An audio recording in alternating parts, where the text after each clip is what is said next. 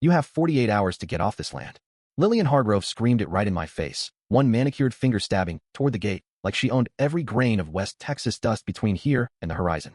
The two men flanking her stood a little too straight, shoulders squared under cheap sport coats, badges catching the morning sun in a way that looked almost real if you didn't know what real looked like. I knew. I'd spent enough years staring down liars in courtrooms to spot a fake badge at 20 paces. I also knew the woman doing the screaming had never set foot on this ranch until 3 days ago, when the lawyer handed me the keys and said, "It's yours now, Russell."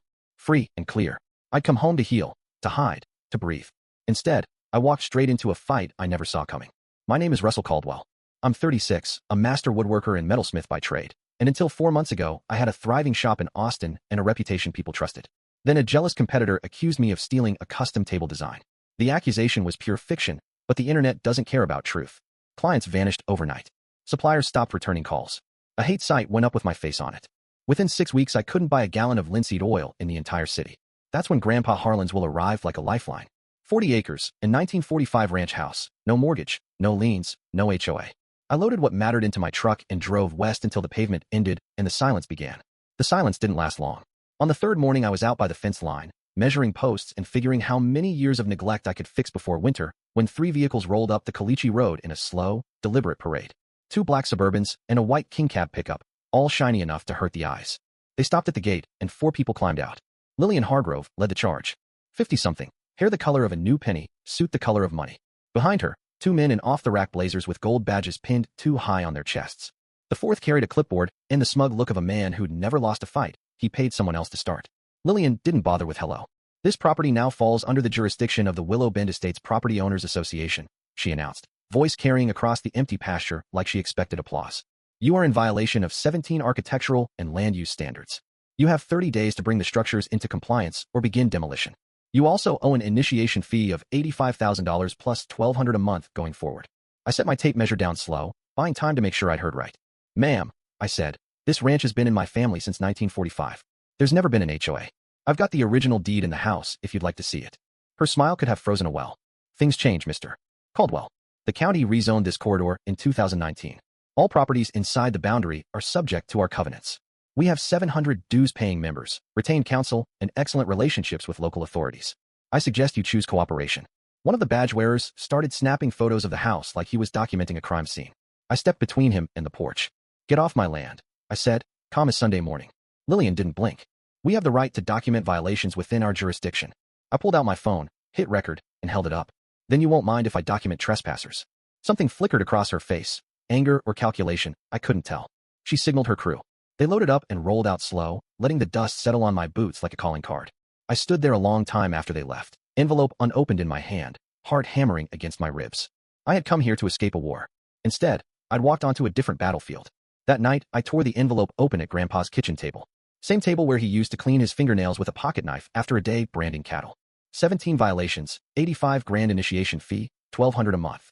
All signed Lillian Hargrove, President, Willow Bend Estates POA. I spent until dawn on the county website. No record of any rezoning. No registered POA named Willow Bend Estates. I called the clerk's office at 8 sharp. The lady on the line sounded almost sorry when she confirmed. No such association, no such rezoning, no jurisdiction. By noon, I was on the phone with Garrett McAllister, a Lubbock real estate attorney whose name kept coming up in property scam cases. He listened for 5 minutes, then laughed, not a happy sound. "Son," he said, "you just stepped into Lillian Hargrove's favorite hunting ground. She's been running this con for 6 years. Creates a fake HOA, terrorizes old ranch owners until they sell cheap, then flips the land for subdivisions. County's been trying to nail her, but victims get scared and disappear. You willing to fight?" I looked out the kitchen window at 40 acres of mesquite and memory. "I didn't come here to run," I said. "Garrett told me to document everything and buy cameras. I ordered 4 with night vision and cloud backup before I hung up. The cameras earned their keep the first night." At 2:14 a.m., the motion alerts lit up my phone. 2 men in mismatched uniforms, badges too shiny, pounding on my door hard enough to rattle the hinges. One shouted, "County code enforcement. Open up or we're coming in." I dialed 911, kept the dispatcher on speaker, and zoomed the porch camera until their fake badges filled the screen. 12 minutes later, a real sheriff's deputy rolled in hot, lights cutting red and blue across the pasture. The imposters scattered like roaches, tires spitting gravel as they vanished down a farm road. The deputy took my statement on the porch while the coffee I'd started at 2 still dripped. He knew the drill. "We've had complaints," he said. "Same description, same truck. If you've got them on video, we can finally make a case." That was the beginning. Over the next month, Lillian's campaign went into overdrive. Fake violation notices arrived every few days, each one more absurd. My windmill was suddenly a non-compliant structure. The cattle guard at the gate violated aesthetic standards. They claimed I was running an unlicensed junkyard because I had a stack of old barn tin I planned to reuse. The feed store in town suddenly couldn't sell to me, nothing personal. The grocery clerk rang me up with a look that could curdle milk. Somebody posted drone photos of the ranch online, caption calling me a squatter and a public menace. Comments piled up fast, neighbors I'd never met wishing me gone. I documented every bit of it.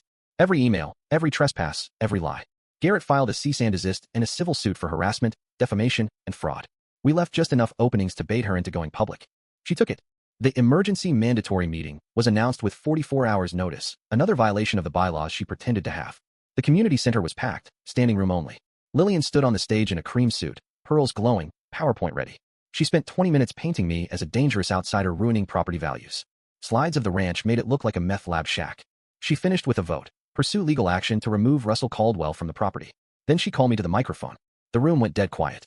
I walked up carrying a thumb drive and a comm I'd learned in courtrooms and hospital rooms, and the night my wife took her last breath.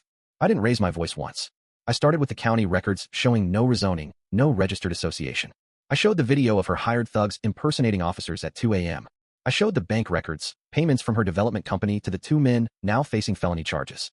I showed the chain of title on 3 ranches she'd stolen the same way. And I finished with the email she'd sent her banker 2 weeks before she ever met me. Caldwell Ranch secured within 90 days. Guaranteed. The room detonated. People shouted questions. Some stood and walked out. Others turned on Lillian, demanding answers. She tried to shout over them, face red, pearls swinging like a noose. A woman in the 3rd row, Marlene Whitlock's sister, stood up shaking. You did this to my parents in 2019. They lost everything because of your lies. The sheriff, who'd been sitting quietly in the back, walked to the front. Lillian Hargrove, you're under arrest. The camera crew from the Lubbock television station caught every second. 18 months later, I watched her sentenced in federal court. 8 years for wire fraud, mail fraud, conspiracy, impersonating officers across county lines. Her company bankrupt. Her properties seized. Her name stripped from every Chamber of Commerce plaque in West Texas. The ranch is quiet again. I restored the house board by board, kept the 1945 beams, replaced what Rod had claimed, painted it the same barn red Grandpa loved. I turned the old milking parlor into a woodworking shop where I build tables people drive across 3 states to buy. The windmill spins clean and true. The cattle guard still rattles when you drive over it, same as it did when I was 7 and thought this place was the whole world. Some evenings Marlene brings over a peach pie, and we sit on the porch drinking coffee strong enough to float a horseshoe, watching the sun bleed out across 40 acres that nobody will ever take again. I kept the copper plaque polished. Carter Ranch, established 1945. Below it I added a smaller brass plate. Protected by the stubborn love of one grandson and the truth. Now I want to hear from you. When did somebody with money and connections decide your home, your land, your peace was just a line item on their profit sheet? Did you fold, or did you fight? Where was the moment you drew the line and said not one more inch? Drop your story below, raw and honest. I read every single one, and the ones that still smell like fresh-cut cedar and righteous fury will end up in the next fight we tell together. Because injustice is a kind of violence, even when nobody swings a fist. And the only cure is people willing to stand their ground and refuse to blink. Your turn.